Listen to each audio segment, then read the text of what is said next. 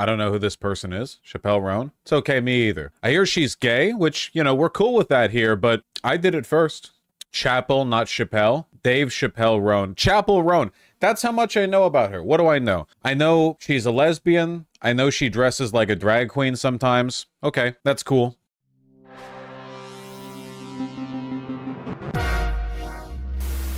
Folks, believe it or not, it's not actually good for your mental health to consume political news nonstop 24/7, especially in fraught times like these, and then not actually do anything about it. You know, you're just sitting there, you're thinking, what are you doing? I've got good news for you. Progressive Victory right now is gunning up for a big event October 5th and 6th in Wisconsin, canvassing for Kamala Harris and Tim Walz, our preferred candidate for the presidency and vice presidency, if you didn't know. And they're doing phone banking and canvassing all over the country, okay? Basically what I'm saying is you should check out Progressive Victory's activities, you know? Pinned comment down below. I know you're thinking I'm busy, I don't want to do it, it's going to be difficult. I get so many people saying it's better than they think it's going to be. It's good. At least take a look. There's a lot going on. Maybe you think, oh, I'll contribute an hour a week, and then it turns out, you know, maybe you contribute 2 hours. You're having so much fun. Just give it a look.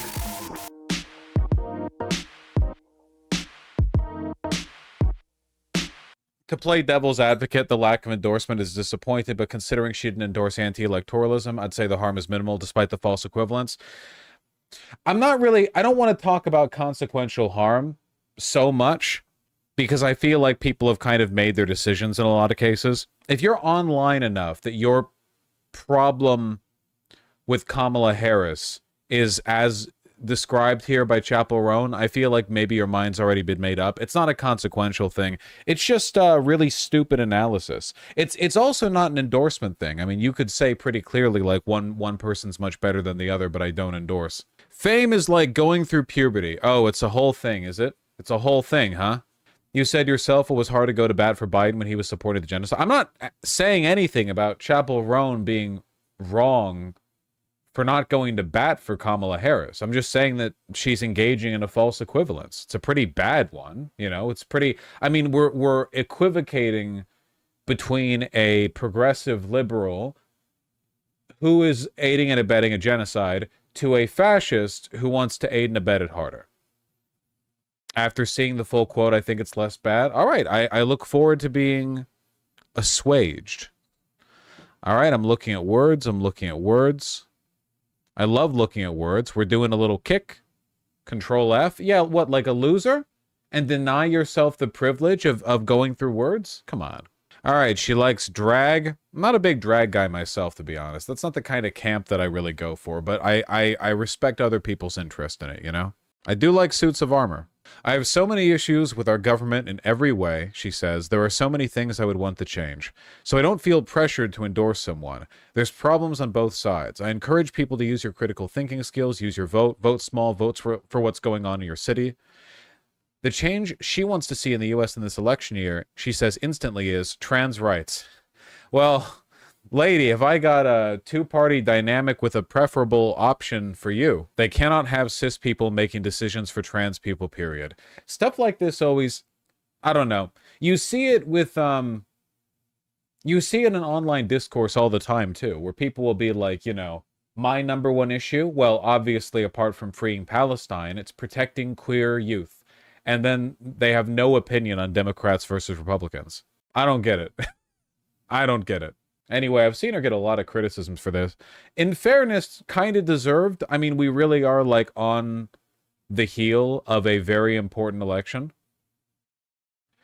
I think it's worse she compared the downsides of fame to domestic violence. That's fine. As somebody who's experienced a fraction of the fame that she has, I will make any hyperbolic comparison I need to complain about you guys. There's a segment of the interview where she says this. Right now, it's more important than ever to use your vote. I will do whatever it takes to protect people's civil rights, especially the queer community. Roan told Rolling Stone in August, my ethics and values will always align with that, and that hasn't changed with a different nominee. I feel lucky to be alive during an incredibly historical time period when a woman of color is a presidential nominee. So this was like earlier when Biden switched to Kamala? She's a median voter. Aren't we all? Aren't we all? I just think it means she's more in favor of Kamala than people think. I suppose. Why should we care about her? Why should I care about you? You insect. I can tell people in chat, it's always, whenever this stuff comes up, I see you. You think you're tough? I see you.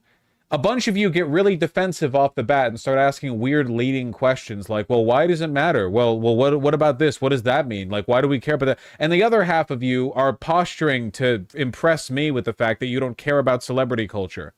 Okay, sure. So you don't know what's on the top 40 right now, but you follow LCS religiously, okay? You're not slick. Follow what? Zamp, you're spared. Her music is mod slop. What the f does that mean? Like slop for mods? Misspelled mid? Oh, I see. I see. My girlfriend likes her?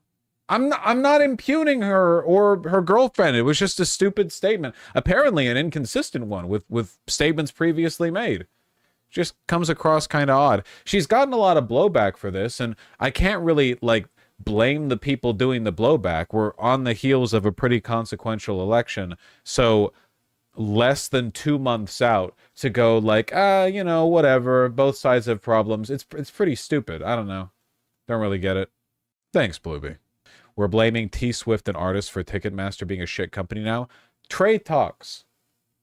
Who the f*** are you? And what are you doing here? You're at the wrong party. No one knows you here. What are you talking about? Who mentioned T-Swift?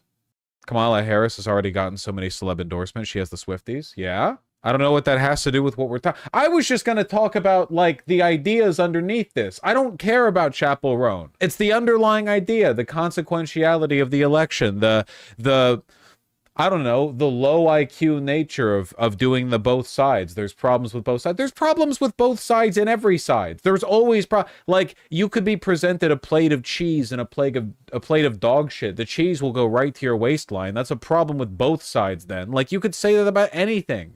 Ticketmaster is who to blame for Ticketmaster. Nobody's talking about Ticketmaster! Something to keep in mind about Chappell is that her publicist literally said she and her family's safety would be threatened if she supported Palestinians at the White House. She considered reading poetry by Palestinian women in protest while going to the White House, but ultimately decided against it. Wait, what? While supportive, her publicist also argued, you f with the president and the government, your security is not the same in neither of your families. Wait, I'm sorry. Are you telling me that Chappell Roan was invited to the White House, and she was going to read Palestinian ladies' poetry, but she declined to on the implication that the Biden administration would kill her and her family? Am I reading this correctly? Remember, Chappell isn't exactly rich and can't afford proper security? From the Biden administration? I believe that was what was written. Okay, well, she's quirked up. The Biden crime family strikes again. Yeah, the implication of this really makes it sound like she and her publicist believe that if she went off script and read Palestinian poetry, the Biden administration would, like, put a hit out on her. Your security is not the same and neither is your family's. I'm pretty sure it was like protection from any possible blowback, but it's, you f with the president and the government? I don't know. Little wacky. Little wacky. She sounds like Tumblr raised her. Honestly, there are worse places to be raised by. I mean, you could be raised by, like, Facebook or Twitter. I don't know. She ain't exactly. I'm not saying she's evil. I don't think she had an experience, Flevier. It's just like a weird story. I don't get it. I don't think the Biden crime family's going after her. Yeah, it's blowback because you're pissing off the White House when they're practically openly censorious and everyone is antagonistic to celebs being pro-Palestine. No. The White House is not openly censorious to celebrities who are pro-Palestinian. And Chappell Roan isn't like a Hollywood exec. She's like a popular queer indie musician. It was just a weird thing to say. You're all dragging me to Crazy Town right now.